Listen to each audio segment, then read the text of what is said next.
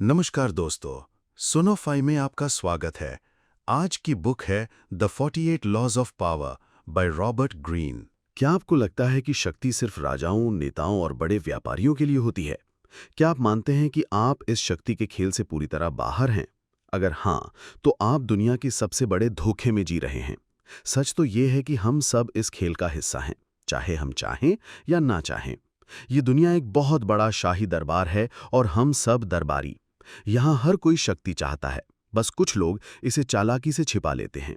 वो लोग जो कहते हैं कि उन्हें शक्ति में कोई रुचि नहीं, वो अक्सर इस खेल के सबसे माहिर खिलाड़ी होते हैं। तो चलिए शक्ति के इस खेल की पूरी किताब को खोलते हैं और इसके सभी 48 नियमों को एक एक करके समझते हैं। ये वो नियम हैं जो आपको या तो शिखर पर पहुंचा सकते हैं या फिर आपको हमेशा के लिए दूसरों का मोहरा बना सकते हैं। नियम 1, अपने मालिक से ज्यादा कभी न चमकें। अपने से ऊपर बैठे लोगों को हमेशा सहज और श्रेष्ठ महसूस कराएं। अगर आप अपनी काबिलियत का बहुत ज्यादा दिखावा करेंगे तो उनमें डर और असुरक्षा पैदा हो सकती है। उन्हें प्रतिभाशाली महसूस कराएं और आप शक्ति की ऊंचाइयों तक पहुंचेंगे। ये नियम कहता है कि अपनी चमक को काबू में रखें, खासकर जब आप किसी शक्तिशाली व्यक्ति के नीचे काम कर रहे हों। आपकी प्रतिभा आपके मालिक के लिए खतरा बन सकती है। इस नियम के उल्लंघन का एक क्लासिक मामला फ्रांस के राजा लुई 14वें के वित्त मंत्री निकोलस फूके का है। उन्होंने एक ऐसी शानदार पार्टी दी जो राजा की पार्टियों से भी ज्यादा भव्य थी। फूके ने यह पार्टी राजा को सम्मान देने के लिए रखी थी, लेकिन उसकी भव्यता ने राजा को असुरक्षित महसूस कराया। उसे लगा कि उसका मंत्री उससे ज्यादा लोकप्रिय और शक्तिशाली है। अगले ही दिन राजा ने फूके को गिरफ्तार करवा दिया और वो अपनी बाकी की जिंदगी जेल में सड़ता रहा। फूके की गलती ये थी कि उसने अपने मालिक को अपनी चमक से फीका कर दिया था। वहीं इस नियम का पालन करने का एक शानदार उदाहरण महान खगोल शास्त्री गलीलियो ने प्रस्तुत किया। वे अपने शोध के लिए शासकों की उदारता पर निर्भर थे। जब उन्होंने बृहस्पति के चंद्रमाओं की खोज की तो उन्होंने इसका श्रेय मेडिसी परिवार को दिया, जो उनके संरक्षक थे। उन्होंने खोज को मेडिसी के सम्मान में एक लौकिक घटना बना दिया, ये कहते हुए कि स्वर्ग भी मेडिसी परिवार की महानता को दर्शाता है। इससे मेडिसी परिवार का गौरव बढ़ा और उन्होंने गलीलियो को अपना दरबारी दार्शनिक और गणितज्ञ नियुक्त कर दिया, जिससे गलीलियो को जीवन भर के लिए सुरक्षा और सम्मान मिला। उन्होंने अपने मालिक को चमकाया, खुद को नहीं। नियम 2, दोस्तों पर ज्यादा भरोसा न करें, दुश्मनों का इस्तेमाल करना सीखें। दोस्तों से सावधान रहें, वे ईर्ष्या के कारण आपको जल्दी धोखा दे सकते हैं। वे बिगड़ैल और अत्याचारी भी बन जाते हैं। इसके बजाय किसी पुराने दुश्मन को काम पर रखें, वो ज्यादा वफादार होगा क्योंकि उसे खुद को साबित करना है। अगर आपके कोई दुश्मन नहीं है तो उन्हें बनाने का तरीका खोजें। इतिहास हमें सिखाता है कि दोस्तों पर अंधा विश्वास कितना घातक हो सकता है, जैसा कि बिजांटाई सम्राट माइकल तीसरे के साथ हुआ। उन्होंने अपने सबसे अच्छे दोस्त बेसिलियस को अपना मुख्य सलाहकार नियुक्त किया क्योंकि उन्हें लगता था कि बेसिलियस उनका वफादार रहेगा। आखिर वो उनकी वजह से एक मामूली अस्तबल कर्मचारी से इतने ऊंचे पद पर पहुंचा था। लेकिन सत्ता के करीब आने पर बेसिलियस की महत्वाकांक्षा बढ़ गई। उसने माइकल के खिलाफ साजिश रची, उसकी हत्या करवा दी और खुद सम्राट बन बैठा। माइकल की गलती एक दोस्त पर अंधा विश्वास करना था, जिसे सत्ता ने भ्रष्ट कर दिया था। इसके विपरीत चीन के सम्राट सूंग ने दुश्मनों का बुद्धिमानी से इस्तेमाल किया। सिंहासन पर बैठने के बाद उन्होंने अपने शक्तिशाली सेना कमांडरों, यानी कि अपने दोस्तों से उत्पन्न होने वाले खतरे को समझा। उन्हें मारने के बजाय उन्होंने उन्हें शानदार जागीरें और आरामदायक सेवानिवृत्ति की पेशकश की, जिससे वे एक खतरे के रूप में निष्क्रिय हो गए। इसके बाद उन्होंने अपने पुराने दुश्मनों को हराने के बाद उन पर दया और उदारता दिखाकर उन्हें वफादार सहयोगी बना लिया। ये पूर्व दुश्मन उनके सबसे भरोसेमंद समर्थक बन गए क्योंकि वे आभारी थे और उन्हें खुद को साबित करना था। नियम 3, अपने इरादों को छिपाएं। लोगों को हमेशा अंधेरे में और संतुलन से बाहर रखें। कभी भी अपने कार्यों के पीछे का असली मकसद जाहिर न करें। अगर उन्हें पता नहीं होगा कि आप क्या करने वाले हैं तो वे अपना बचाव नहीं कर पाएंगे। जब तक उन्हें आपके इरादे समझ में आएंगे तब तक बहुत देर हो चुकी होगी। लोगों को झूठे लक्ष्यों और लालची बातों में उलझा कर रखें ताकि वो आपके असली मकसद को न समझ पाएं। इस नियम को न मानने का एक उदाहरण मार्क्विस दे सेविग्ने की कहानी में मिलता है। 17वीं शताब्दी की मशहूर तवाइफ निनॉन दे लैंक्लोस उन्हें एक काउंटेस को लुभाने की कला सिखा रही थी। उनकी योजना रहस्य और इच्छा पैदा करने के लिए सावधानी से बनाई गई थी, लेकिन मार्क्विस ने जल्दबाजी में काम किया और समय से पहले अपने प्यार का इजहार कर दिया। उसके इरादों का यह सीधा खुलासा सिडक्शन के जादू को तोड़ गया। जो एक आकर्षक खेल था, वो एक भद्दा पैंतरा बन गया और काउंटेस ने उसे अस्वीकार कर दिया। इसके ठीक विपरीत ऑटो वॉन बिस्मार्क ने अपने इरादों को छिपाने की कला में महारत हासिल की थी। उन्होंने प्रशिया की सेना को मजबूत करने और ऑस्ट्रिया के साथ भविष्य के युद्ध के लिए अपनी योजनाओं को छिपाया। जब युद्ध का माहौल गर्म था तो उन्होंने शांति की वकालत करते हुए एक जोशीला भाषण दिया और ऑस्ट्रिया की प्रशंसा भी की।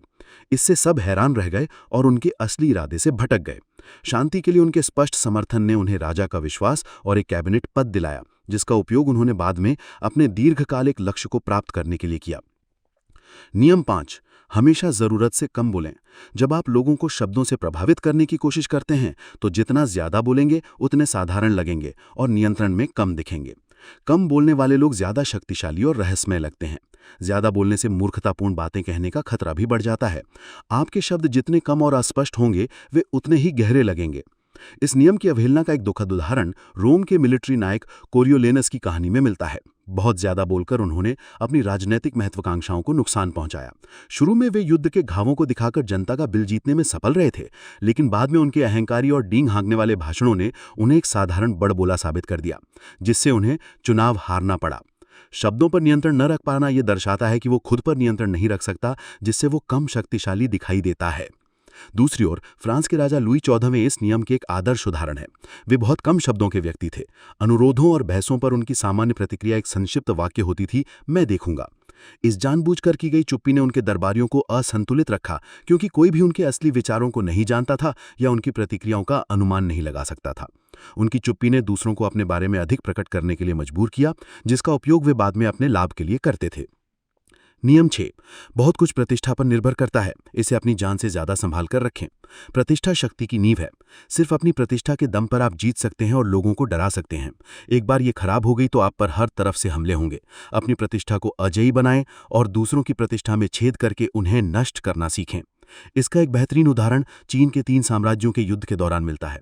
जनरल चूको लियांग के पास दुश्मन की विशाल सेना का सामना करने के लिए मुट्ठी भर सैनिक थे। उन्होंने अपनी प्रतिष्ठा का इस्तेमाल किया, जो एक चतुर सामरिक विचारक के रूप में जानी जाती थी। उन्होंने शहर के द्वार खोल दिए, दीवार पर बैठकर वीणा बजाने लगे और शांत दिखाई दिए। विरोधी जनरल सिमाई, जो लियांग की चालाकियों से वाकिफ थे, ने एक जाल के डर से पीछे हटने का आदेश दिया और इस तरह लियांग और उनके लोग बिना लड़े ही बच गए। प्रतिष्ठा को नष्ट करने की कला में पीटी बार्नम माहिर थे। जब वे अमेरिकन म्यूजियम खरीदना चाहते थे तो उनके प्रतिद्वंदी पील के म्यूजियम ने बेहतर प्रतिष्ठा के कारण उन्हें रोक लिया। बार्नम ने पील की प्रतिष्ठा को नष्ट करने का फैसला किया। उन्होंने अखबारों में उनकी वित्तीय स्थिरता के बारे में पत्र लिखे और बाद में उनके साइंटिफिक मैस्मरिज्म शो का मजाक उड़ाते हुए एक पैरोडी का मंचन किया, जिससे ये हास्यास्पद लगे। जनता ने पील पर से विश्वास खो दिया और बार्नम म्यूजियम हासिल करने में कामयाब हुए। नियम 6, हर कीमत पर ध्यान आकर्षित करें। हर चीज को उसकी अपीयरेंस से परखा जाता है। जो दिखाई नहीं देता उसकी कोई कीमत नहीं होती। खुद को कभी भी भीड़ में खोने ना दें। सबसे अलग दिखें। आकर्षक, रंगीन और रहस्यमयी बनकर ध्यान का केंद्र बने। किसी भी तरह का ध्यान, चाहे अच्छा हो या बुरा, आपकी शक्ति में योगदान देता है। नजरअंदाज किए जाने से बेहतर है कि आप पर हमला किया जाए। इस नियम का एक आदर्श उदाहरण पीटी बार्नम है, जो ध्यान आकर्षित करने में माहिर थे। उन्होंने सीखा कि कुख्याति, भले ही वो एक मजाक से आई हो जिसने लगभग उनकी जान ले ली थी, व्यापार के लिए अच्छी थी। उन्होंने अपने म्यूजियम में भीड़ खींचने के लिए अजीबोगरीब तमाशे किए, जैसे एक आदमी को सड़क पर ईंटें बिछाते और उठाते हुए दिखाना। उन्होंने अपना नाम अखबारों में बनाए रखने के लिए अपनी ही प्रदर्शनियों पर गुमनाम हमले भी लिखे, ये समझते हुए कि सभी का ध्यान, चाहे सकारात्मक हो या नकारात्मक, उनकी सफलता को बढ़ावा देता है। एक और दिलचस्प उदाहरण माता हारी का है। एक डच महिला मार्ग्रेथा ज़ेले ने खुद को पेरिस में माता हारी के रूप में फिर से खोजा, जो पूर्व की एक रहस्यमयी नर्तकी थी। उसने अपनी विदेशी उत्पत्ति और पवित्र नृत्यों के बारे में लगातार बदलती कहानियों के साथ एक रहस्यमयी व्यक्तित्व बनाया। इस रहस्य की हवा ने उसे एक सनसनी बना दिया, जिसने पूरे यूरोप के दर्शकों को मोहित कर लिया और उसे प्रसिद्धि और धन दिलाया। उसकी सफलता उसके नृत्य क्षमता के कारण नहीं, बल्कि उसके द्वारा बनाई गई आकर्षक और रहस्यमयी छवि के कारण थी। नियम 7, काम दूसरों से करवाएं, लेकिन श्रेय हमेशा खुद लें। अपने लक्ष्य को आगे बढ़ाने के लिए दूसरों के ज्ञान, मेहनत और बुद्धिमानी का उपयोग करें।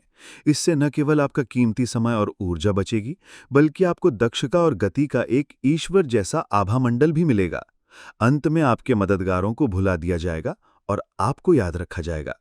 कभी भी वो काम खुद ना करें जो दूसरे आपके लिए कर सकते हैं। इसकी एक स्पष्ट मिसाल निकोला टेस्ला और थॉमस एडिसन के बीच के अंतर में देखी जा सकती है। शानदार आविष्कारक निकोला टेस्ला ने कड़ी मेहनत की, लेकिन श्रेय हासिल करने में लगातार असफल रहे, जिसे अक्सर थॉमस एडिसन जैसे दूसरे लोगों ने ले लिया। टेस्ला का मानना था कि उनका काम खुद बोलेगा और उन्हें प्रसिद्धि या भाग्य की परवाह नहीं थी, जिसके कारण अंततः वे गरीबी और गुमनामी में रहे। इसके विपरीत एडिसन इस नियम के माहिर थे। वे एक आविष्कारक से ज्यादा एक व्यवसायी और प्रमोटर थे, जो अपने लिए काम करने के लिए सर्वश्रेष्ठ मस्तिष्कों को काम पर रखते थे और फिर श्रेय लेते थे, ये सुनिश्चित करते हुए कि उनका नाम आविष्कार का पर्याय बन जाए। नियम 8, लोगों को अपने पास आने पर मजबूर करें, जरूरत पड़े तो चारे का इस्तेमाल करें। जब आप दूसरे व्यक्ति को कार्रवाई करने पर मजबूर करते हैं, तो नियंत्रण आपके हाथ में होता है। हमेशा बेहतर है कि आपका विरोधी आपके पास आए और इस प्रक्रिया में वो अपनी योजनाएं छोड़ दे, उसे शानदार लाभ का लालच दें, फिर हमला करें। इस रणनीति का एक मास्टरफुल प्रदर्शन नेपोलियन के पूर्व विदेश मंत्री टैलीरैंड ने किया। वे नेपोलियन को एल्बा में उसके पहले निर्वासन के बाद निश्चित रूप से कुचलना चाहते थे। ये जानते हुए कि यूरोपीय शक्तियां घबराई हुई थीं, टैलीरैंड ने चुपके से नेपोलियन को भागने के लिए उकसाया, जिससे उसे विश्वास हो गया कि उसे पॉपुलर समर्थन प्राप्त है। नेपोलियन ने चारा पकड़ा, फ्रांस लौटा और एक ऐसा युद्ध शुरू किया जिसे एक कमजोर फ्रांस निश्चित रूप से हारने वाला था। नेपोलियन को अपनी शर्तों पर कार्रवाई करने के लिए लुभाकर टैलीरैंड ने स्थिति को नियंत्रित किया और वाटरलू में नेपोलियन के अंतिम पतन को सुनिश्चित किया। नियम 9, विजय अपने कामों से हासिल करें, बहस से नहीं। बहस के माध्यम से मिली कोई भी विजय एक ऐसी विजय है जिसमें नुकसान बहुत हो। इससे पैदा होने वाली नाराजगी और द्वेष किसी भी पल भर की बदली हुई राय से ज्यादा मजबूत और स्थायी होती है। बिना एक शब्द कहे अपने कामों के माध्यम से दूसरों को अपनी बात मनवाना कहीं ज्यादा प्रभावशाली है। समझाएं नहीं, प्रदर्शन करें। इस नियम की अवहेलना का एक दुखद उदाहरण एथेंस के एक रोमन सैन्य इंजीनियर का है, जिसने अपने काउंसिल म्यूसियनस से इस बात पर बहस की कि कौन सा जहाज का मस्तूल एक बेहतर बैटरिंग रैम बनाएगा। इंजीनियर को यकीन था कि उसकी विशेषज्ञता बेहतर है और उसने सीधे आदेशों के खिलाफ छोटा मस्तूल भेजा। हालांकि बहस करके फिर अवज्ञा करके उसने अपने वरिष्ठ के बुद्धि और अधिकार पर सवाल उठाया। म्यूसियनस इस अवज्ञा से क्रोधित हो गए और उसने इंजीनियर को कोड़ों से पिटवाकर मरवा दिया। इसके विपरीत जब माइकल एंजेलो अपनी दाऊद की मूर्ति को अंतिम रूप दे रहे थे, तो फ्लोरेंस के मेयर पियरो सोडेरेनी ने उनसे कहा कि नाक बहुत बड़ी है। माइकल एंजेलो जानते थे कि सोडेरेनी मूर्ति को एक खराब एंगल से देख रहे हैं, लेकिन उन्होंने बहस नहीं करने का फैसला किया। इसके बजाय वो मचान पर चढ़ गए, नाक को तराशने का नाटक किया, जबकि चुपचाप संगमरमर की धूल गिराते रहे और फिर सोडेरेनी से उनकी राय पूछी। सोडेरेनी ये मानते हुए कि एक बदलाव किया गया था, संतुष्ट थे। माइकल एंजेलो ने एक चतुर प्रदर्शन के माध्यम से अपनी बात साबित की, अपराध से बचते हुए और अपने काम को संरक्षित करते हुए। नियम 10, संक्रमण। दुखी और दुर्भाग्यशाली लोगों से बचें। आप किसी और के दुख से मर सकते हैं। भावनात्मक स्थितियां बीमारियों की तरह संक्रामक होती हैं। आपको लग सकता है कि आप डूबते हुए आदमी की मदद कर रहे हैं, लेकिन आप सिर्फ अपनी ही बर्बादी को न्योता दे रहे हैं। दुर्भाग्यशाली लोग कभी-कभी खुद पर दुर्भाग्य लाते हैं, वे इसे आप पर भी लाएंगे। इसके बजाय खुश और भाग्यशाली लोगों के साथ रहें। इस संक्रमण का एक प्रमुख उदाहरण 19वीं सदी की नर्तकी और तवाइफ लोला मॉन्टेज है। उसका एक विनाशकारी और अस्थिर चरित्र था जो उन पुरुषों के लिए विपदा लेकर आया जिनसे वो जुड़ी। उसके एक प्रेमी अलेक्जेंडर दुजारिये का भाग्य बिगड़ने लगा और एक द्वंद्व युद्ध में उसकी मौत हो गई। बवेरिया के राजा लुडविक उस पर इतना मोहित हो गए कि उन्होंने अपनी प्रजा को अलग थलग कर दिया, दंगे भड़काए और अंततः उन्हें अपना सिंहासन छोड़ने के लिए मजबूर होना पड़ा। जो लोग उससे जुड़े थे वे उसकी उथल पुथल से संक्रमित हो गए और उन्हें गंभीर परिणाम भुगतने पड़े। नियम 11, लोगों को खुद पर निर्भर रखना सीखें। अपनी स्वतंत्रता बनाए रखने के लिए आपका जरूरी और वांछित होना आवश्यक है। आप पर जितना भरोसा किया जाएगा, आपके पास उतनी ही ज्यादा स्वतंत्रता होगी। लोगों को अपनी खुशी और समृद्धि के लिए खुद पर निर्भर बनाएं और आपको डरने की कोई बात नहीं होगी। उन्हें इतना कभी न सिखाएं कि वे आपके बिना काम चला सकें। इस नियम का एक पावरफुल उदाहरण ऑटो वॉन बिस्मार्क हैं। उन्होंने खुद को कमजोर प्रशील राजा फ्रेडरिक विलियम चतुर्थ और बाद में उनके भाई राजा विलियम प्रथम के साथ जोड़ लिया। उसने खुद को उनकी ताकत, उनकी बुद्धिमत्ता और उनकी रीढ़ की हड्डी बना दिया, जिससे एक निर्भरता का रिश्ता बन गया। राजा बिस्मार्क के प्रति अपने व्यक्तिगत नापसंद के बावजूद उससे छुटकारा नहीं पा सकते थे, क्योंकि वे अपनी शक्ति बनाए रखने के लिए उसकी राजनीतिक कुशलता पर निर्भर थे। बिस्मार्क थिरॉन के पीछे की असली ताकत बन गए। नियम 12। अपने शिकार को निरस्त्र करने के लिए चुनिंदा ईमानदारी और उदारता का उपयोग करें। एक सच्चा और ईमानदार कदम दर्जनों बेईमान कदमों को ढक लेगा। ईमानदारी और उदारता के खुले दिल के इशारे सबसे संदिग्ध लोगों की भी सतर्कता को कम कर देते हैं। एक बार जब आपकी चुनिंदा ईमानदारी उनके अवच में एक छेद खोल देगी, तो आप उन्हें अपनी इच्छा अनुसार धोखा और हेरफेर कर सकते हैं। एक समय पर दिया गया उपहार, यानी कि ट्रोजन हॉर्स, उसी उद्देश्य की पूर्ति करेगा। इस तकनीक का एक चतुर उपयोग धोखेबाज काउंट विक्टर लस्टिग ने किया। उन्होंने भयानक गैंगस्टर आल कैपोन से संपर्क किया और उसे 60 दिनों में $50,000 दोगुना करने का प्रस्ताव दिया। लस्टिग ने बस पैसे को एक सेफ डिपॉजिट बॉक्स में रख दिया और 2 महीने बाद उसे ये कहते हुए वापस लौटा दिया कि वो असफल रहा। कैपोन, जो या तो दोगुना पैसा या कुछ भी नहीं मिलने की उम्मीद कर रहा था, इस ईमानदारी के कार्य से इतना आकर्षित हो गया कि उसने लस्टिग को इनाम के तौर पर $5,000 दिए। यह इशारा ही लस्टिग का असली मकसद था।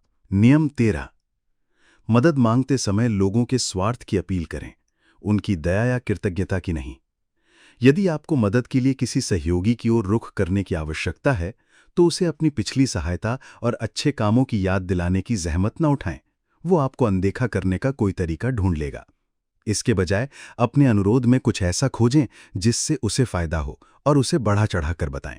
लोग तब अधिक उत्साह से प्रतिक्रिया करते हैं जब उन्हें व्यक्तिगत लाभ दिखाई देता है। इस नियम के उल्लंघन का एक उदाहरण स्टेफानो दी फोगियो की कहानी है। शासक कास्तुशियो कास्त्राकानी के खिलाफ एक विद्रोह को दबाने के बाद उन्होंने अपने परिवार के पिछले समर्थन और शांति बहाल करने में अपनी भूमिका के आधार पर दया की अपील की। उन्होंने कृतज्ञता और न्याय की अपील की। कास्त्राकानी को दया दिखाने में कोई लाभ नहीं दिखा। इसके बजाय उसने पोगियो परिवार को एक खतरे के रूप में देखा। उसने सहमत होने का नाटक किया, फिर स्टेफानो और बाकी पोगियो परिवार को मरवा दिया। इसके विपरीत जब कोर्सिरा द्वीप ने कोरिंथ के खिलाफ एथेंस के साथ गठबंधन की मांग की, तो उनके राजदूतों ने दोस्ती या कृतज्ञता की अपील नहीं की। इसके बजाय उन्होंने सीधे एथेंस के स्वार्थ की अपील की। उन्होंने इस बात पर प्रकाश डाला कि एक गठबंधन एक ऐसी नौसैनिक शक्ति का निर्माण करेगा जो उनके आपसी प्रतिद्वंदी स्पार्टा को डरा सकती है। अथेनियाई लोगों ने रणनीतिक लाभ देखकर गठबंधन के लिए सहमति व्यक्त की। नियम 14। दोस्त बनकर पेश आएं, जासूस की तरह काम करें। अपने प्रतिद्वंदी के बारे में जानना महत्वपूर्ण है। बहुमूल्य जानकारी इकट्ठा करने के लिए जासूसों का उपयोग करें जो आपको एक कदम आगे रखेगा। बेहतर है खुद जासूस की भूमिका निभाएं। विनम्र सामाजिक मुलाकातों में जांच करना सीखें। लोगों से उनकी कमजोरियों और इरादों को प्रकट करवाने के लिए अप्रत्यक्ष प्रश्न पूछें। कला डीलर जोसेफ डुवेन इस कला में माहिर थे। कुख्यात रूप से कठिन ग्राहक एंड्रयू मेलन को जीतने के लिए डुवेन ने मेलन के नौकरों से उनकी पसंद और आदतों के बारे में जानकारी इकट्ठा की। इससे उन्हें एक आकस्मिक मुलाकात की व्यवस्था करने में मदद मिली, जहां वे मेलन की रुचियों को पूरी तरह प्रतिबिंबित कर सकते थे और अंततः उन्हें एक ग्राहक बना सकते थे।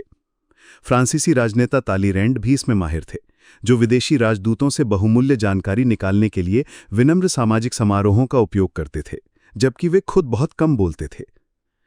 नियम 15। अपने दुश्मन को पूरी तरह कुचल दें।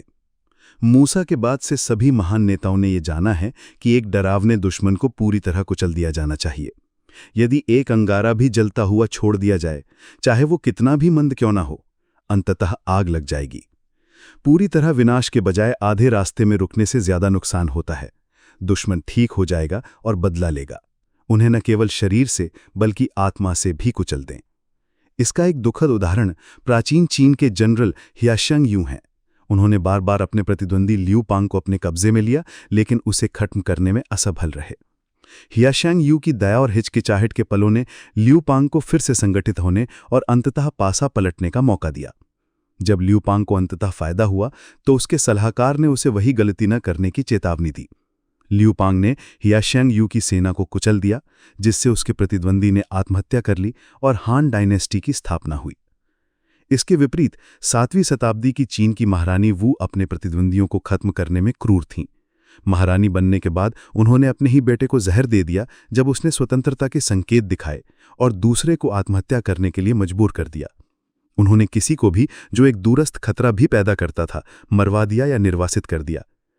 सभी विरोधियों के उनके पूर्ण विनाश ने उन्हें लंबा और शक्तिशाली शासन सुनिश्चित किया। नियम 16। सम्मान और इज्जत बढ़ाने के लिए अनुपस्थिति का उपयोग करें। बहुत ज्यादा प्रचलन कीमत गिरा देता है। आप जितना ज्यादा देखे और सुने जाते हैं उतने ही सामान्य दिखाई देते हैं। यदि आप पहले से ही किसी समूह में स्थापित हैं तो उससे तात्कालिक रूप से हटना आपको और भी चर्चित, यहां तक कि और प्रशंसनीय बना देगा। आपको कब छोड़ना है ये सीखना चाहिए। कमी के माध्यम से मूल्य बनाइए। इसकी गतिशीलता को समझने के लिए एक प्रेम संबंध पर विचार करें। एक बार जब संबंध स्थापित हो जाता है और दूसरे व्यक्ति की भावनाएं जुड़ जाती हैं तो अनुपस्थिति उस भावना को और तीव्र और रोमांचक बना देती है। आपकी अनुपस्थिति का कोई कारण न देना और भी उत्तेजित करता है। जब आप दूर होते हैं तो प्रेमी की कल्पना उड़ान भरती है और एक उत्तेजित कल्पना प्यार को और मजबूत बनाने में मदद करती है। जो चीज दूर हो जाती है, जो दुर्लभ हो जाती है, अचानक सम्मान के योग्य लगने लगती है। नियम 17। दूसरों को सस्पेंडेड भय में रखें। अप्रत्याशितता का माहौल बनाएं। मनुष्य आदत के प्राणी हैं जिन्हें दूसरे लोगों के कार्यों में परिचित देखने की असंतृप्त आवश्यकता होती है। आपकी प्रिडिक्टेबिलिटी उन्हें नियंत्रण का एहसास देती है। पासा पलट दें। जानबूझकर अप्रत्याशित बने। ऐसा व्यवहार जिसमें कोई निरंतरता या उद्देश्य नहीं लगता उन्हें संतुलन से बाहर रखेगा और वे अपने कदमों को समझाने में खुद को थका देंगे। इसे चरम पर ले जाने पर यह रणनीति भयभीत और आतंकित कर सकती है। इसका एक प्रसिद्ध उदाहरण 1972 के विश्व शतरंज चैंपियनशिप मैच में मिलता है। बॉबी फिशर ने बोरिस स्पासकी के खिलाफ जानबूझकर अप्रत्याशित व्यवहार किया। वे देर से पहुंचे, नियमों के बारे में शिकायत की, एक गेम हार गए और दूसरे में हार मान ली, और ऐसी चालें चलीं जिनका कोई मतलब नहीं था।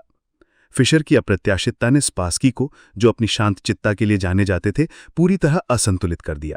वे फिशर के गेम का अनुमान नहीं कर सके और अंततः दबाव में टूट गए, जिससे फिशर को चैंपियनशिप जीतने में मदद मिली।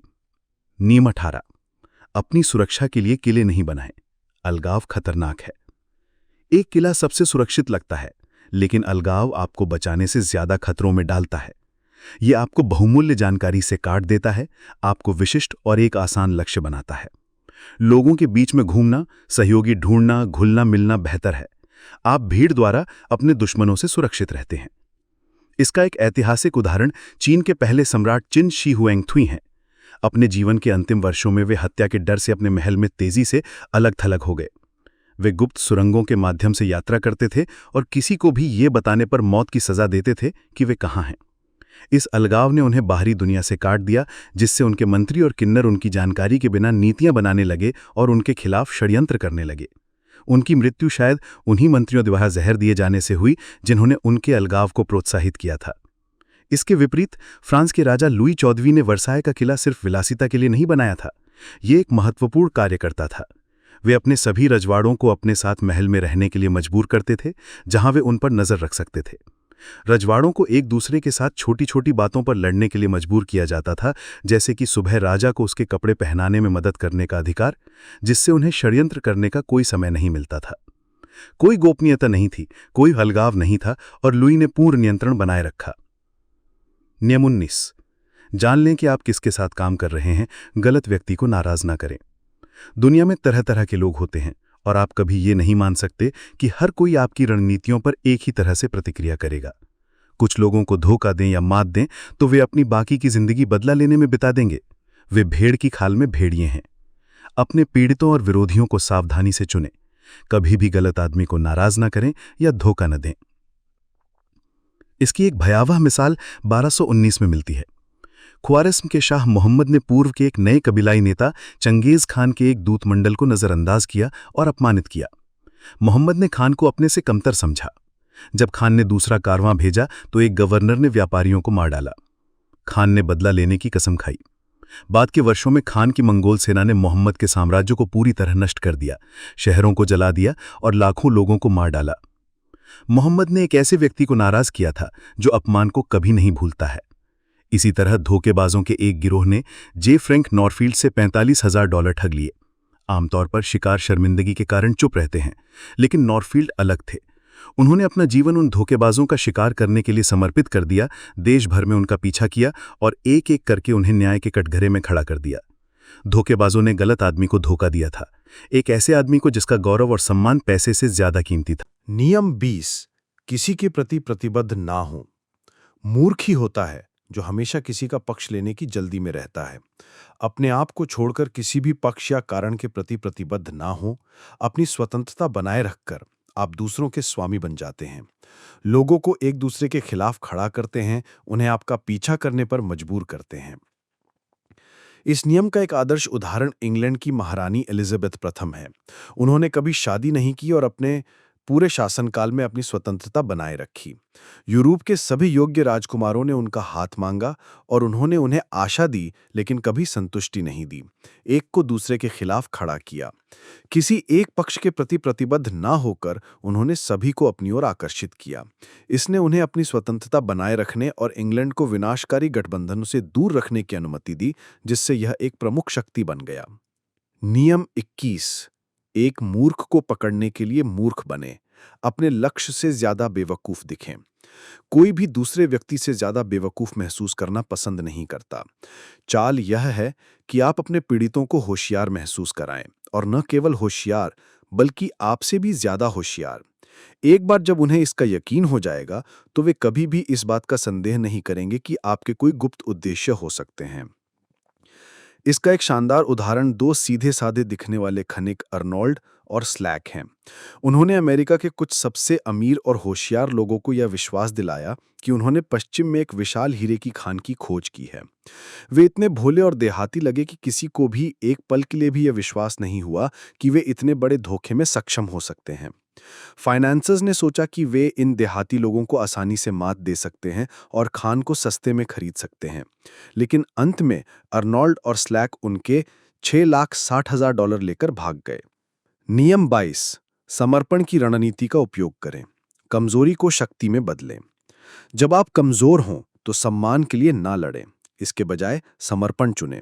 समर्पण आपको ठीक होने का समय देता है, अपने विजेता को परेशान करने और चढ़ाने का समय देता है, उसकी शक्ति के कम होने का इंतजार करने का समय देता है। उसे आपसे लड़ने और हराने की संतुष्टि न दें, पहले ही समर्पण कर दें। दूसरा गाल आगे करके आप उसे क्रोधित और अस्थिर कर देते हैं। इसकी एक दुखद अवहेलना 416 ईसा पूर्व में हुई। मेलोस द्वीप ने शक्तिशाली एथेंस के सामने आत्मसमर्पण करने से इनकार कर दिया, अपने सम्मान और स्पार्टा से मदद की उम्मीद पर भरोसा करते हुए। एथेनियन लोगों ने उन्हें चेतावनी दी कि सम्मान के झूठे एहसास के कारण वे बर्बाद हो जाएंगे, लेकिन मेलियन नहीं माने। स्पार्टा कभी नहीं आया और एथेनियन लोगों ने द्वीप पर विजय प्राप्त की, सभी पुरुषों को मार डाला और महिलाओं और बच्चों को गुलामी में बेच दिया। वे सम्मान के लिए लड़े और सब कुछ खो दिया। इसके विपरीत जब हाउस अन अमेरिकन एक्टिविटीज कमेटी द्वारा बुलाया गया तो जर्मन नाटककार बर्टोल्ड ब्रेख्ट ने अन्य गवाहों के विपरीत एक टकरावपूर्ण रुख नहीं अपनाया। इसके बजाय उन्होंने विनम्र और सहयोगी होने का नाटक किया, अस्पष्ट उत्तर दिए और कमेटी को भ्रमित करने के लिए भाषा की बाधा का इस्तेमाल किया। उन्होंने समर्पण का नाटक किया जिससे कमेटी को लगा कि वे नियंत्रण में हैं। उन्होंने उसकी विनम्रता की प्रशंसा की और उसे जाने दिया। अगले दिन वे देश छोड़कर चले गए, जबकि उनके कई सहयोगी काली सूची में डाल दिए गए। नियम 23 अपनी शक्तियों को केंद्रित करें। अपनी शक्तियों और ऊर्जाओं को उनके सबसे मजबूत बिंदु पर केंद्रित रखकर संरक्षित करें। आप एक अमीर खदान ढूंढकर उसे गहराई से खोदकर ज्यादा लाभ प्राप्त करते हैं, न कि एक उथली खदान से दूसरी में फुदकते रहें। जब आप स्वयं को उठाने के लिए शक्ति के स्रोतों की तलाश कर रहे हो तो उस एक प्रमुख संरक्षक को खोजें जो आपको लंबे समय तक लाभ देगा। रॉथशाइल्ड परिवार ने इस नियम को प्रभावी ढंग से उपयोग किया। यूरोप के वित्तीय बाजारों पर अपनी पकड़ मजबूत करने के लिए संस्थापक मेयर एम्शल ने अपने 5 बेटों को यूरोप के 5 प्रमुख शहरों फ्रैंकफर्ट, लंदन, पेरिस, वियना और नेपल्स में भेजा। इस केंद्रित नेटवर्क ने उन्हें सूचनाओं को जल्दी से साझा करने, एक दूसरे का समर्थन करने और पूरे यूरोप पर अपना प्रभाव डालने की अनुमति दी।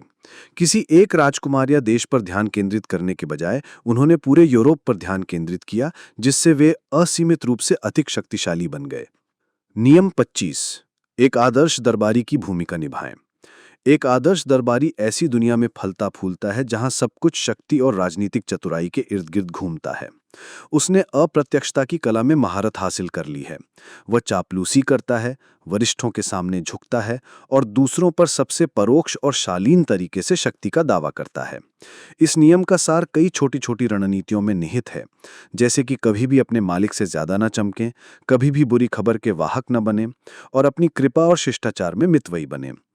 एक दरबारी अपने मालिक की आवश्यकताओं को पूरा करता है, उसे अच्छा महसूस कराता है और अपनी शक्ति को परोक्ष रूप से लागू करता है। एक अच्छा उदाहरण वास्तुकार जूलियस मंसर्ट हैं, जिन्होंने राजा लुई सोलवे के लिए योजनाओं को जानबूझकर अपूर्ण प्रस्तुत किया ताकि राजा गलती की ओर इंगित कर सके और स्वयं को प्रतिभाशाली महसूस कर सके, जिससे मंसर्ट का पक्ष बढ़ गया। नियम 26, खुद को फिर से बनाएं। समाज द्वारा आप पर थोपी गई भूमिकाओं को स्वीकार न करें। एक नई पहचान बनाकर खुद को फिर से बनाएं, एक ऐसी पहचान जो ध्यान आकर्षित करे और दर्शकों को कभी बोर न करे। अपनी छवि के स्वामी बने, न कि दूसरों को इसे आपके लिए परिभाषित करने दें। अपने सार्वजनिक हाव भाव और कार्यों में नाटकीय उपकरणों को शामिल करें। आपकी शक्ति बढ़ेगी और आपका चरित्र जीवन से बड़ा लगेगा। इस कला का एक महान उदाहरण जूलियस सीजर है। उन्होंने जनता की नज़र में आने की शुरुआत सार्वजनिक खेलों और अत्यधिक ग्लैडिएटर शो की एक श्रृंखला आयोजित करके की। उन्होंने खुद को एक ऐसे व्यक्ति के रूप में गढ़ा जो लोगों से प्यार करता था और उनके लिए कुछ भी करेगा। युद्ध में वे अपने सैनिकों की तरह ही बहादुर थे, हमेशा सबसे आगे लड़ते थे, एक ऐसा नेता जिससे वे प्यार करते थे और जिसका अनुसरण करते थे। उन्होंने अपनी सार्वजनिक छवि को सावधानी से गढ़ा, हर हाव भाव और भाषण को एक नाटकीय प्रदर्शन में बदल दिया, जिससे वे रोम में सबसे लोकप्रिय और शक्तिशाली बन गए। नियम 26, अपने हाथ साफ रखें। आपको सभ्यता और दक्षता का एक आदर्श दिखना चाहिए। आपके हाथ कभी भी गलतियों और बुरे कामों से गंदे नहीं होते।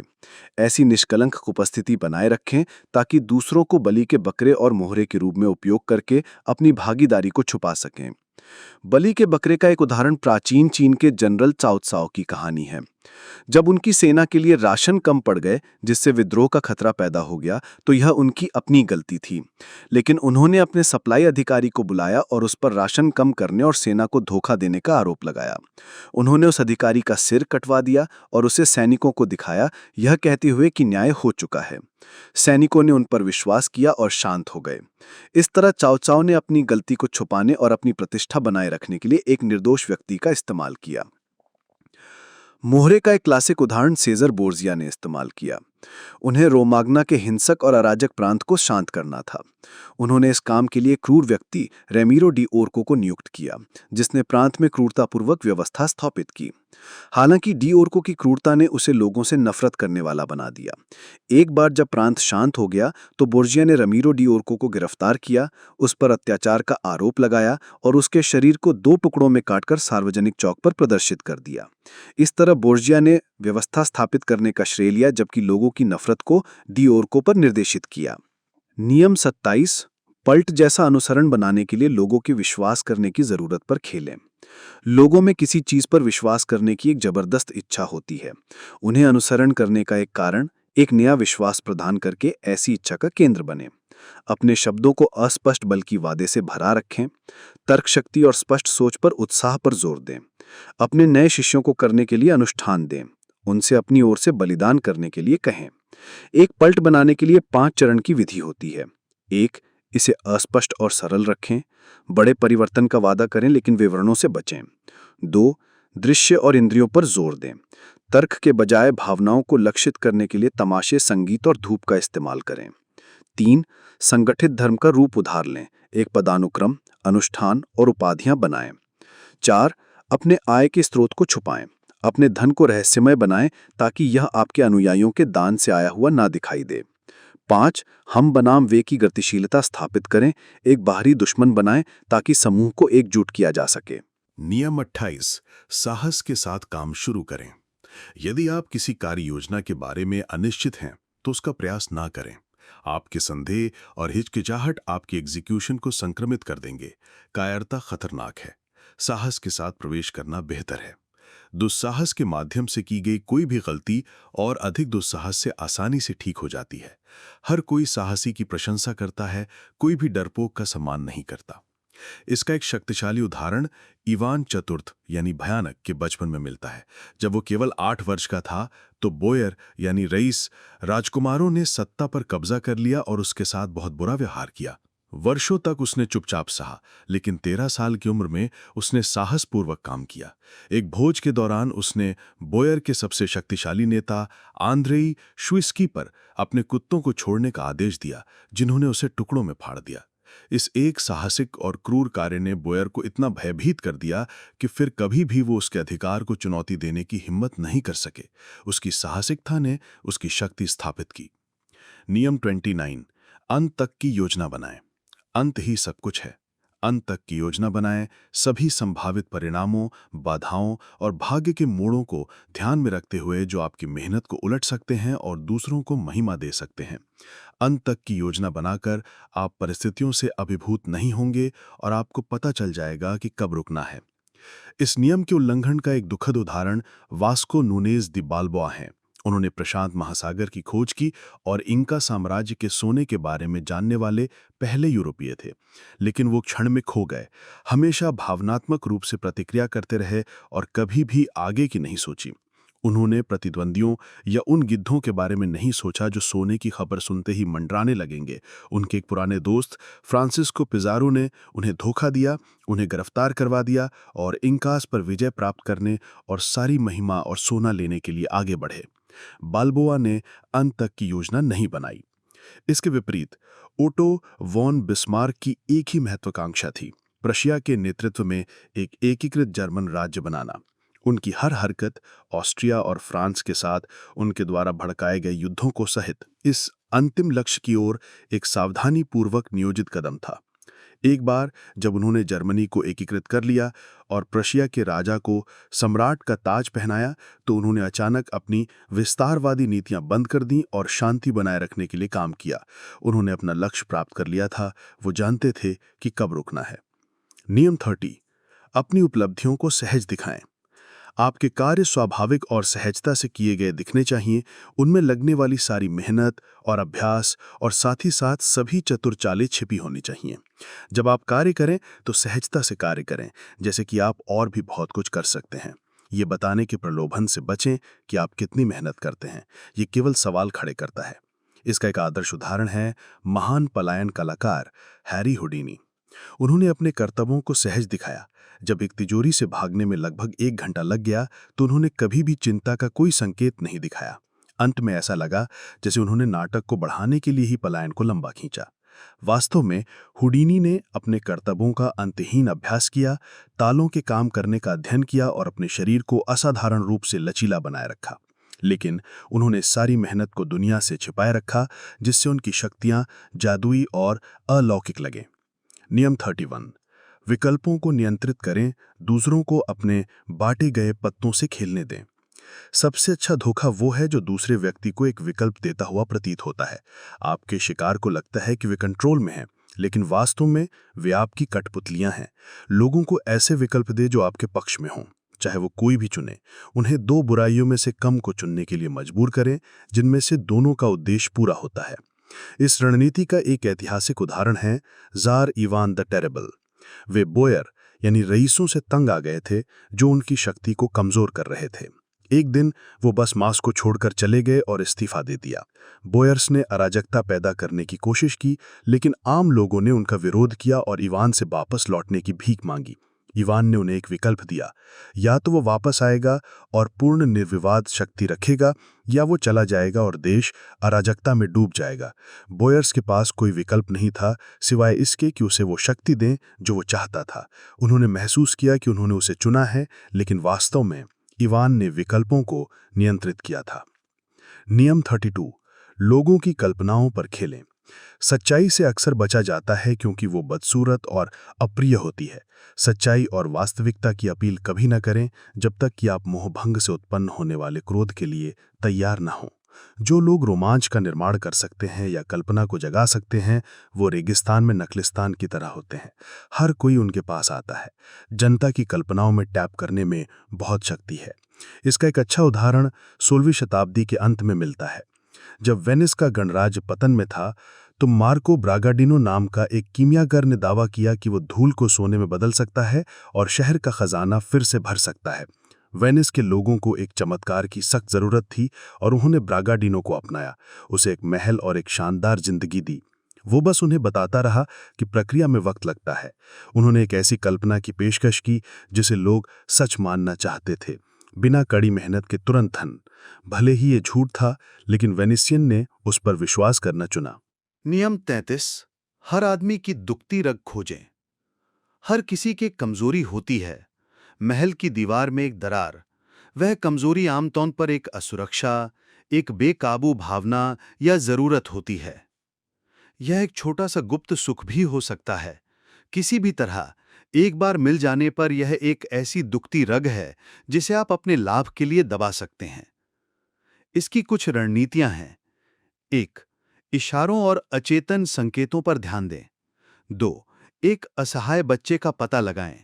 उस क्षेत्र की तलाश करें जहां कोई अपनी इच्छा से काम नहीं कर सकता। 3. विपरीत का पता लगाएं। एक स्पष्ट विशेषता अक्सर एक छिपी हुई विपरीतता को छिपाती है। जैसे एक दिखावटी व्यक्ति अक्सर असुरक्षित होता है। 4. कमजोर कड़ी का पता लगाएं। एक समूह में वह व्यक्ति जो दूसरों को प्रभावित करेगा। 5.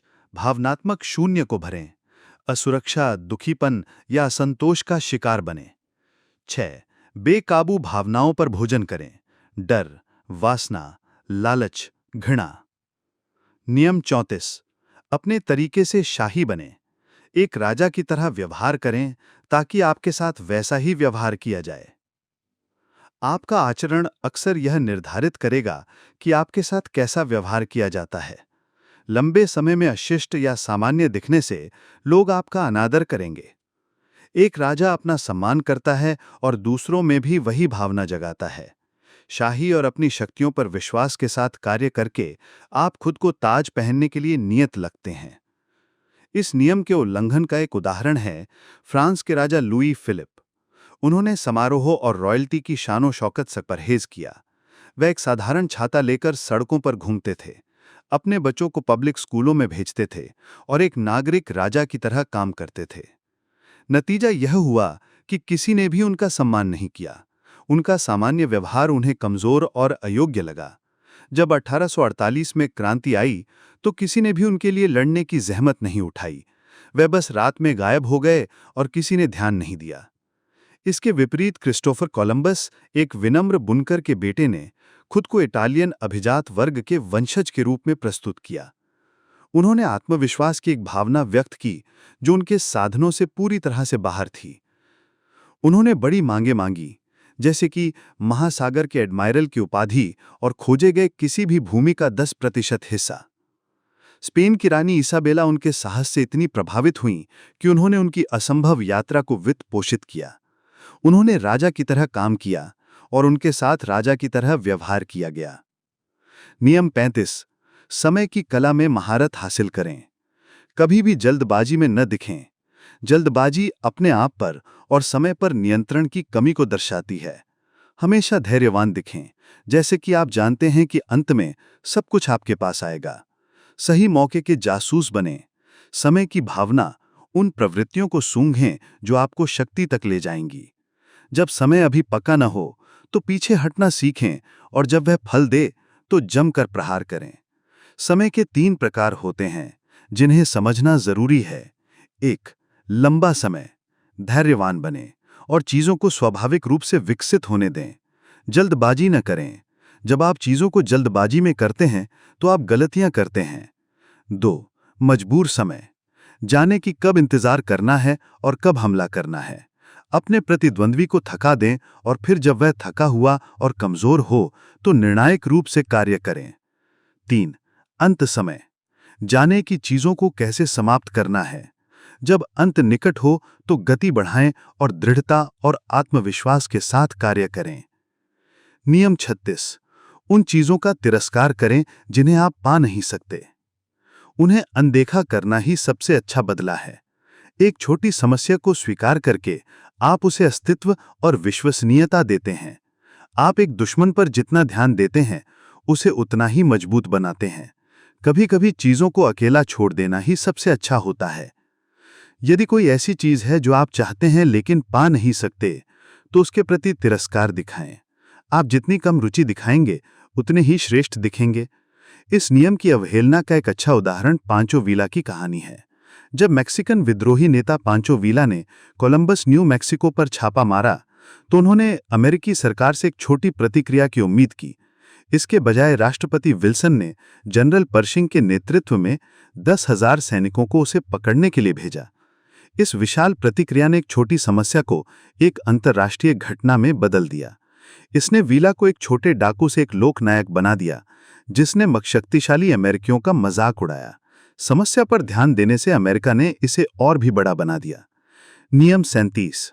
आकर्षक तमाशे बनाएं। आकर्षक कल्पना और भव्य सांकेतिक हाव भाव शक्ति का आभा मंडल दर्शाते हैं। हर कोई उन पर प्रतिक्रिया करता है। अपने आसपास के लोगों के लिए तमाशे का मंचन करें जो आपकी उपस्थिति को बढ़ाते हैं।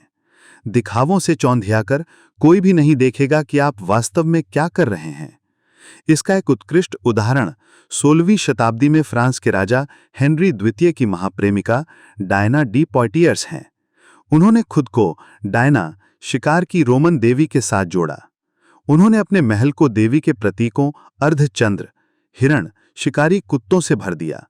उन्होंने डायना के समान कपड़े पहने, यहां तक कि देवी की मूर्तियों के लिए भी पोज दिया। इस शक्तिशाली दृश्य संघ ने उन्हें एक महाप्रेमिका से कहीं अधिक बना दिया। उन्होंने उसे एक दिव्य आभा दी, जिससे राजा और पूरे दरबार पर उनकी शक्ति बढ़ गई। नियम 38। सोचें जैसा आप चाहते हैं, लेकिन व्यवहार दूसरों की तरह करें। यदि आप समय के खिलाफ जाने का दिखावा करते हैं, अपने अपरंपरागत विचारों और तरीकों का प्रदर्शन करते हैं, तो लोग सोचेंगे कि आप सिर्फ ध्यान चाहते हैं और आप उन्हें नीचा देखते हैं। वे आपको नीचा महसूस कराने के लिए आपको दंडित करने का कोई तरीका ढूंढ लेंगे। घुल मिल जाना और सामान्य स्पर्श का पोषण करना कहीं ज्यादा सुरक्षित है। अपनी मौलिकता केवल सहिष्णु मित्रों और उन लोगों के साथ साझा करें जो निश्चित रूप से आपकी विशिष्टता की सराहना करेंगे। इस नियम को ना मानने का एक उदाहरण स्पार्टन जनरल पाउसानियास है। फारसियों पर एक बड़ी जीत के बाद उन्होंने फारसी तरीके से कपड़े पहनने और व्यवहार करना शुरू कर दिया। यूनानी सादगी के लिए अपनी अवहेलना दिखाई। उनके अपने सैनिकों ने सोचा कि उन्होंने उन्हें धोखा दे दिया है और वे उनके रीति रिवाजों का मजाक उड़ा रहे हैं। उनकी गैर अनुरूपता ने उन्हें इतना अप्रिय बना दिया कि अंततः उन्हें देशद्रोही के रूप में मार दिया गया। उन्होंने अपने अपरंपरागत व्यवहार का प्रदर्शन करके खुद को अलग कर लिया। नियम 39। मछली पकड़ने के लिए पानी में हलचल मचाएं। क्रोध और भावना रणनीतिक रूप से प्रतिकूल हैं। आपको हमेशा शांत और वस्तुनिष्ठ रहना चाहिए। लेकिन यदि आप अपने दुश्मनों को गुस्सा दिला सकते हैं और खुद शांत रह सकते हैं, तो आप एक निश्चित लाभ प्राप्त करते हैं। अपने दुश्मनों को संतुलन से बाहर करें। उनके घमंड में वह दरार खोजें जिसके माध्यम से आप उन्हें परेशान कर सकते हैं और आप तार पकड़ते हैं। इसकी एक सटीक मिसाल नेपोलियन के व्यवहार में मिलती है। जब उन्हें पता चला कि उसके 2 टॉप मंत्री टेलीरैंड और फूचे उसके खिलाफ साजिश कर रहे हैं, तो वह गुस्से में फट पड़ा। उसने सार्वजनिक रूप से टेलीरैंड पर चिल्लाया, उसे देशद्रोही और कायर कहा। टेलीरैंड पूरी तरह से शांत और ऊब गया, जिससे नेपोलियन और भी अधिक गुस्से में आ गया। नेपोलियन के गुस्से ने उसे कमजोर और नियंत्रण से बाहर दिखाया। टेलीरैंड की शांति ने उसे शक्तिशाली और नियंत्रण में दिखाया। नियम 40। मुफ्त के भोजन का तिरस्कार करें। जो मुफ्त में दिया जाता है वह खतरनाक होता है। इसमें आमतौर पर या तो एक चाल या एक छिपी हुई बाध्यता होती है।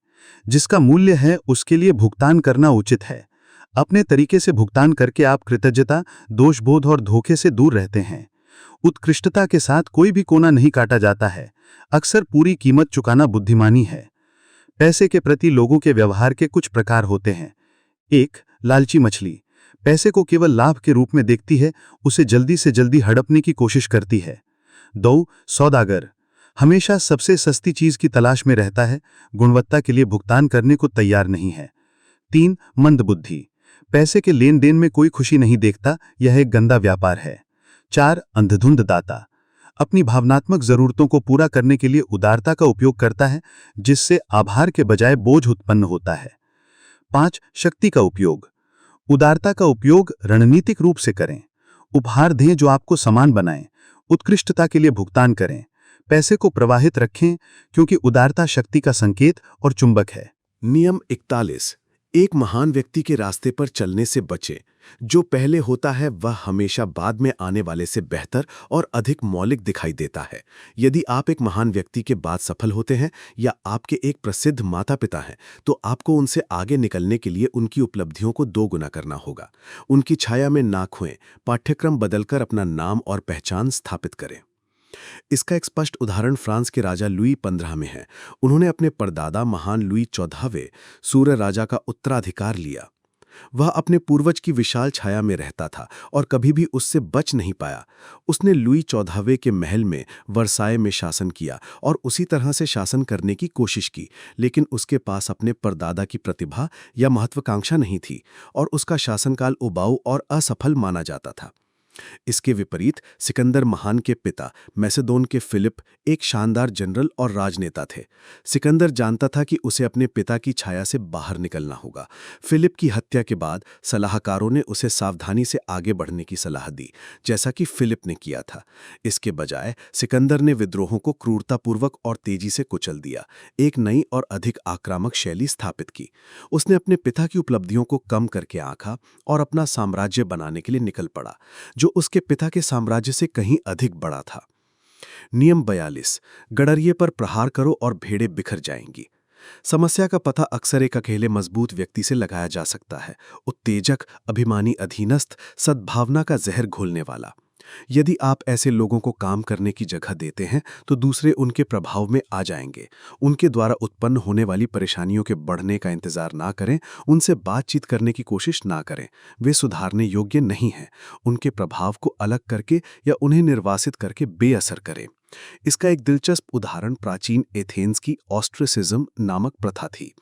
हर साल नागरिक किसी एक व्यक्ति का नाम लिख सकते थे जिसे वह शहर के लिए सबसे बड़ा खतरा मानते थे। यदि किसी व्यक्ति को पर्याप्त वोट मिलते थे तो उसे 10 साल के लिए निर्वासित कर दिया जाता था। इसने एथेंस को उन व्यक्तियों से छुटकारा पाने की अनुमति दी जो बहुत शक्तिशाली, बहुत अभिमानी या बहुत विघटनकारी हो रहे थे, इससे पहले कि वह बहुत अधिक परेशानी पैदा कर सके। इसने एक व्यक्ति गडरिये को हटाकर शहर की स्थिरता बनाए रखी। नियम 43, दूसरों के दिल और दिमाग पर काम करें। जबरदस्ती एक ऐसी प्रतिक्रिया पैदा करती है जो अंततः आपके खिलाफ काम करेगी। आपको दूसरों को अपनी दिशा में आगे बढ़ने के लिए फुसलाना चाहिए। जिसे आपने फुसलाया है वह आपका वफादार मोहरा बन जाता है और दूसरों को फुसलाने का तरीका उनकी व्यक्तिगत मनोविज्ञान और कमजोरियों पर काम करना है। उनके दिल और दिमाग की अनदेखी करेंगे तो वह आपसे नफरत करने लगेंगे। इस नियम की अवहेलना का एक प्रसिद्ध उदाहरण फ्रांस की रानी मैरी एंथोनेट हैं। उन्होंने अपने विषयों के दिलों और दिमाग की पूरी तरह से अवहेलना की।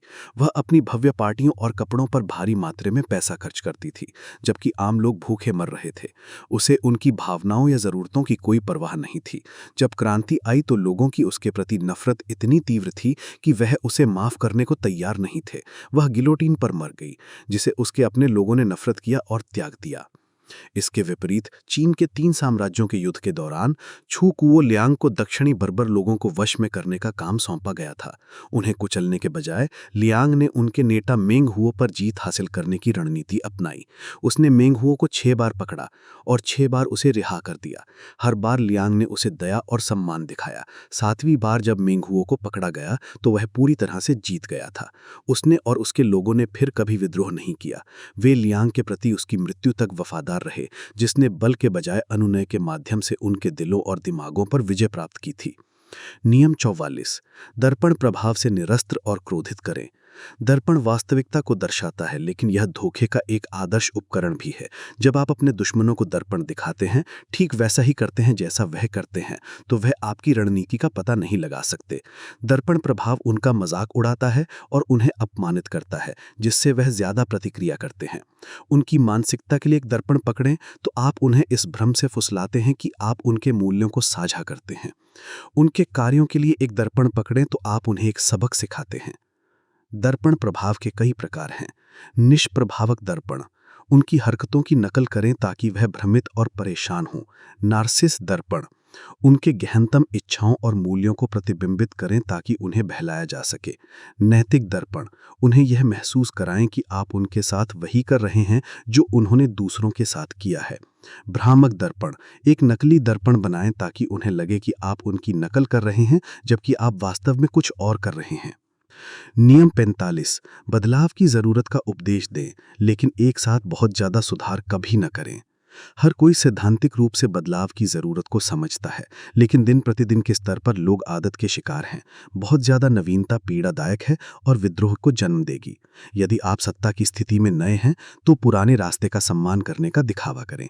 यदि परिवर्तन आवश्यक है तो इसे अतीत पर एक सौम्य सुधार की तरह महसूस कराएं। इस नियम के उल्लंघन का एक उदाहरण थॉमस क्रॉमवेल है। जब उन्होंने इंग्लैंड में प्रोटेस्टेंट सुधार का नेतृत्व किया तो उन्होंने इसे तेजी से और क्रूरता से किया। उन्होंने मठों को भंग कर दिया, चर्चों को लूट लिया और सदियों पुरानी परंपराओं को उखाड़ फेंका। इन कट्टरपंथी परिवर्तनों ने लोगों में इतनी अशांति और आक्रोश पैदा किया कि अंततः एक प्रतिक्रिया हुई। क्रॉमवेल, जो परिवर्तन का प्रतीक था, अंततः गिरफ्तार कर लिया गया और मार दिया गया। वह अपनी ही सुधारों का शिकार हुआ। इसके विपरीत माओ त्से तुंग ने चीन में एक क्रांतिकारी परिवर्तन का नेतृत्व किया, लेकिन उन्होंने हमेशा अपनी नीतियों को चीन के गौरवशाली अतीत से जोड़ा। उन्होंने खुद को महान सम्राट चिन से तुलना की, जिसने सदियों पहले चीन को एकीकृत किया था। उन्होंने कन्फ्यूशियस जैसे अतीत के आंकड़ों की फिर से व्याख्या की ताकि वे उनके उद्देश्यों की पूर्ति कर सकें। अतीत के साथ एक संबंध बनाकर उन्होंने अपने बदलावों को कम विघटनकारी और अधिक स्वीकार्य महसूस कराया। नियम 46 कभी भी बहुत उत्कृष्ट ना दिखें। दूसरों से बेहतर दिखना हमेशा खतरनाक है, लेकिन सबसे खतरनाक है कोई दोष या कमजोरी ना होना। ईर्ष्या मूक दुश्मन बनाती है।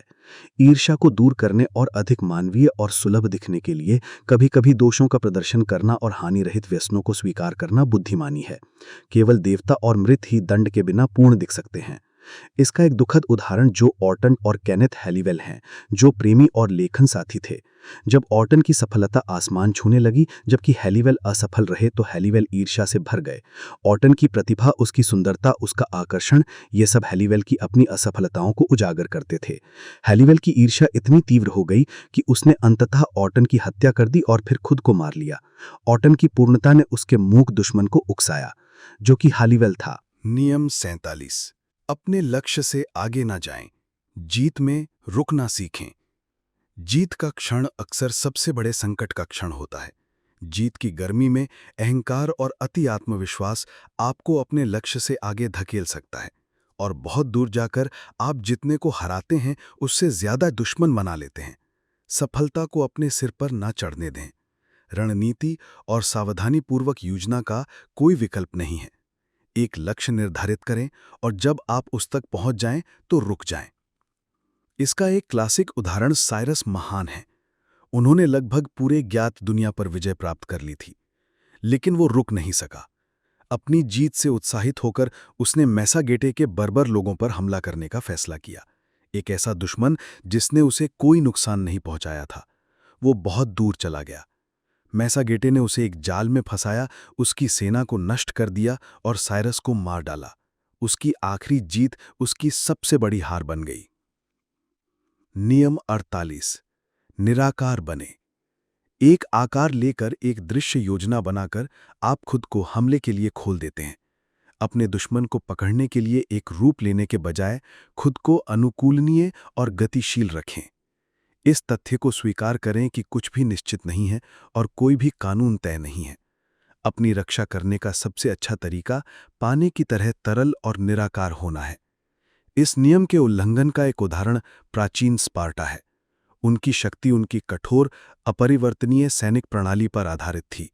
उनके फालांक्स अभग अजेय थे, लेकिन ये कठोरता ही उनकी कमजोरी बन गई। वे बदलती परिस्थितियों के अनुकूल नहीं हो सके। जब एथेंस जैसी अधिक तरल और अनुकूलनीय शक्तियों का सामना हुआ तो स्पार्टा का कठोर रूप टूट गया। उनकी ताकत एक कमजोरी बन गई थी और वे अंततः ढह गए। इसके विपरीत चीनी गृह युद्ध में माओ त्से तुंग के कम्युनिस्टों का सामना बहुत बड़ी और बेहतर सुसज्जित राष्ट्रवादी सेना से हुआ। माओ ने एक निराकार रणनीति अपनाई। उनकी सेनाएं लगातार चलती रहती थीं, शहरों पर कब्जा करती थीं, फिर उन्हें छोड़ देती थीं। कभी भी एक निश्चित रूप नहीं लेती थीं। राष्ट्रवादियों को पता नहीं था कि कहाँ हमला करना है। वे एक ऐसे दुश्मन का पीछा करते हुए थक गए जिसे वे कभी पकड़ नहीं पाए। अंततः कम्युनिस्टों ने थके हुए राष्ट्रवादियों को हरा दिया। तो ये हैं वो 48 नियम जो सदियों से शक्ति के इस महान और खतरनाक खेल को चला रहे हैं। याद रखिए, ये नियम आपको अच्छा या बुरा बनने की सलाह नहीं देते। ये सिर्फ एक आईना है जो आपको इंसानी फितरत और दुनिया की उस सच्चाई को दिखाते हैं जिसे देखने से अक्सर लोग डरते हैं। शक्ति अपने आप में ना तो अच्छी होती है ना बुरी। ये एक उपकरण की तरह है, एक हथियार। आप इसका इस्तेमाल किसी की रक्षा के लिए भी कर सकते हैं और किसी को तबाह करने के लिए भी। इन नियमों को जानने का मकसद सिर्फ इन्हें रटना नहीं है, बल्कि अपने आसपास की दुनिया को, लोगों के व्यवहार को एक नई और गहरी नज़र से देखना है। जब आप इन्हें समझ जाएंगे तो आप देखेंगे कि ये हर जगह काम कर रहे हैं, आपके दफ्तर में, आपके दोस्तों के बीच और यहाँ तक कि आपके परिवार में भी। ये ज्ञान आपको ना सिर्फ दूसरों की चालों से बचाएगा, बल्कि आपको अपने भाग्य का स्वामी बनने में भी मदद करेगा। शक्ति का खेल हमेशा चलता रहेगा। अब सवाल सिर्फ ये है कि आप सिर्फ एक मोहरा बने रहना चाहते हैं या एक माहिर खिलाड़ी। चुनाव आपका है। चौकन्ने रहें और समझदारी से खेलें। उम्मीद है आपको ये किताब पसंद आई होगी। अगर कुछ नया सीखा तो इस वीडियो को लाइक करें और भविष्य में ऐसी ही खास चुनी हुई बुक समरीज पाने के लिए सब्सक्राइब करें।